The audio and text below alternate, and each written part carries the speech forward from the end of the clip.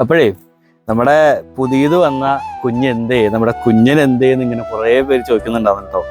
അപ്പോൾ നമ്മൾ വീഡിയോയിലൊന്നും അധികം കുഞ്ഞിനെ കാണിക്കണില്ല എന്നൊക്കെ പറഞ്ഞിട്ട് പരാതിയൊക്കെ കേട്ടു. കുഞ്ഞ് ഇവിടെ ഹാപ്പി ആയിട്ട് ഇരിക്കുന്നുണ്ട്. നമ്മുടെ മറ്റുള്ള മക്കളെ പോലെയല്ല, കുഞ്ഞിനെ അങ്ങനെ എണീച്ച് ഇരിക്കാൻ പോലും കുഞ്ഞിന് പറ്റില്ല.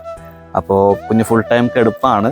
അപ്പോൾ ഇനി ഇതൊക്കെ കഴിഞ്ഞിട്ട് നമ്മുടെ സ്കിന്നും കാര്യങ്ങളൊക്കെ ഒന്ന് റെഡി ആവണം, എങ്കിൽ മാത്രമേ കുഞ്ഞ് ഒരു 50% റിക്കവർ ആവുള്ളൂ. എന്തായാലും നമ്മുടെ കുഞ്ഞിന് വേണ്ടി എല്ലാവരും പ്രാർത്ഥിക്കണം കേട്ടോ.